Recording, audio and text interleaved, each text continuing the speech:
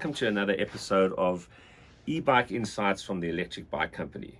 So today we're going to talk about our gearing and single speed drivetrains compared to external mechanical gears, 7 speeds up to 14 speeds or 18 speeds on an electric bike.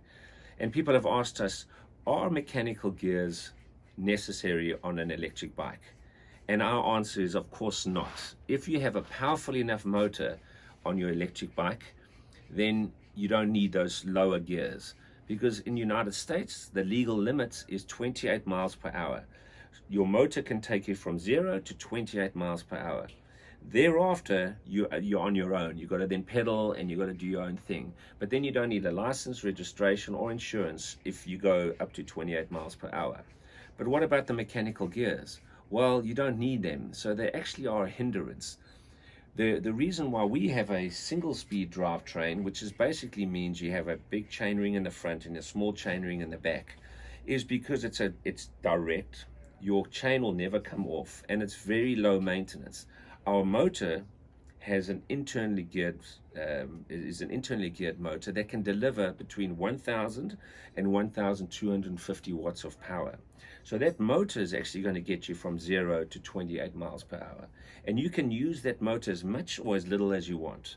If you want to pedal all the time, no problem. Just pedal your bike like a regular bike. If you need a little bit of assist, you have two options. You have your throttle from 0 to 100%, and then you also have pedal assist option, which is a little setting that you have on your screen, and you can have 20% power of the motor, 40% power of the motor, all the way up to 100% power of your motor.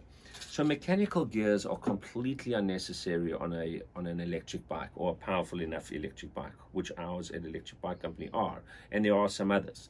So I would strongly suggest, if you look at the power of the motor, if it's over 1,000 watts, between 1,000 and 1,250 watts of power, then mechanical gears are unnecessary. The beauty about having a single drivetrain with a powerful motor is that you don't need to maintain these old sort of bicycle gears that are external, that are actuated by a cable.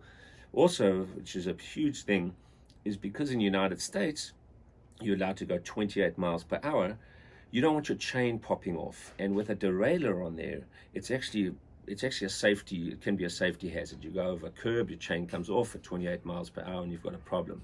So we strongly suggest against having mechanical gears on a powerful electric bike.